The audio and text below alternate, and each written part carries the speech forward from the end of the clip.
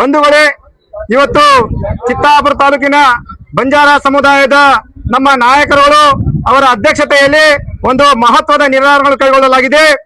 ವಿಷಯ ಏನಂತಂದ್ರೆ ಈ ವರದಕ್ಷಿಣೆಯಿಂದ ಇಡೀ ಸಮುದಾಯಕ್ಕೆ, ಇಡೀ ಮಾನವ ಕುಲಕ್ಕೆ ಆಗ್ತಕ್ಕಂಥ ಘೋರ ಅನ್ಯಾಯವನ್ನು ಕಡೆಗಣಿಸಲು ಇವತ್ತು ಸ್ವಪ್ರೇರಿತ ನಮ್ಮ ಬಂಜಾರ ಸಮಾಜದ ನಾಯಕರು ಇಡೀ ತಾಲೂಕಿನ ಎಲ್ಲಾ ತಾಂಡದ ನಾಯಕರ ಅಧ್ಯಕ್ಷತೆಯಲ್ಲಿ ಇವತ್ತೊಂದು ಸಭೆಯನ್ನು ಕರೆಯಲಾಯಿತು.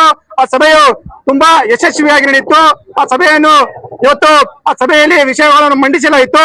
ಆ ವಿಷಯಗಳು ಏನಂತಂದ್ರೆ, ನಮ್ಮ ಬಂಜಾರ ಸಮಾಜದಲ್ಲಿ ಏನು ವರದಕ್ಷಿಣೆ ರೂಪದಲ್ಲಿ ಇವತ್ತು ಬಂಗಾರವನ್ನು 1 ತೊಲೆ ಬಂಗಾರ ಹೆಣ್ಣಿಗೆ, 1 ತೊಲೆ ಬಂಗಾರ ಗಂಡಿಗೆ, ಹಾಗೂ ಏನು ಸಾಮಾನುಗಳು ಇರ್ತವೆ, ಆ ಸಾಮಾನುಗಳು 51,000 ರೂಪಾಯಿ ಸಾಮಾನುಗಳಲ್ಲಿ ಅವರು ಖರೀದಿ ಮಾಡಿಕೊಳ್ಳಬೇಕು.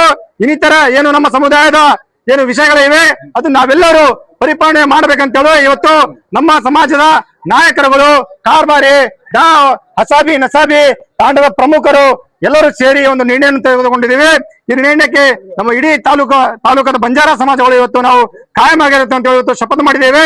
ಈ ಮುಖಾಂತರ ಏನಾದ್ರೂ ಈ ಒಂದು ಶಪಥವನ್ನು ಉಲ್ಲಂಘನೆ ಮಾಡಿದಲ್ಲಿ ಇಡೀ ಬಂಜಾರ ಸಮಾಜದ ನಾಯಕರು ಅಂತ ನಾವು ಚಿತ್ತಾಪುರ ತಾಲೂಕಿನ ನಾಯಕರುಗಳು ಆ ಮನೆಗೆ 5 ಲಕ್ಷ ರೂಪಾಯಿ ದಂಡವನ್ನು ವಿಧಿಸಲಾಗುತ್ತದೆ. ಹಾಗೂ ಅವರ ಮನೆಗೆ ನಮ್ಮ ತಾಂಡದಿಂದ ಯಾವುದೇ ಒಂದು ಸಂಬಂಧ ಇರುವುದಿಲ್ಲ, ಅವರಿಗೆ ಬಹಿಷ್ಕಾರ ಹಾಕಲಾಗುತ್ತದೆ, ತಾಂಡದಿಂದ ಹೊರಗೆ ಹಾಕಲಾಗುತ್ತೆ ಅಂತ ಒಂದು ನಿರ್ಣಯ ತಗೊಂಡಿದ್ದೀವಿ. ಈ ನಿರ್ಣಯವನ್ನು ನಾವೆಲ್ಲರೂ ಸೇರಿ ಕಾನೂನು ಪರವಾಗಿ ನಾವೆಲ್ಲರೂ ಸೇರಿ ಈ ಒಂದು ಮೆಮೊರಂ ಕೂಡ ನಾವು ತಹಸೀಲ್ದಾರ್ಗೆ ಸಲ್ಲಿಸ್ತೇವೆ, ಹಾಗೂ ಡಿಸಿಗೆ ಕೂಡ ಮನವಿ ಮಾಡುತ್ತೇವೆ, ಹಾಗೂ ಸಂಬಂಧಪಟ್ಟ ಪೊಲೀಸ್ ಅಧಿಕಾರಿಗಳು ಈ ಮನವಿ ಪತ್ರವನ್ನು ಕೊಡ್ತೇವೆ.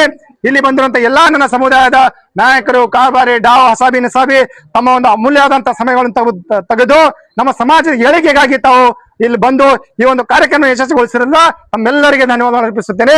ಜೈ ಹಿಂದ್, ಜೈ ಕರ್ನಾಟಕ.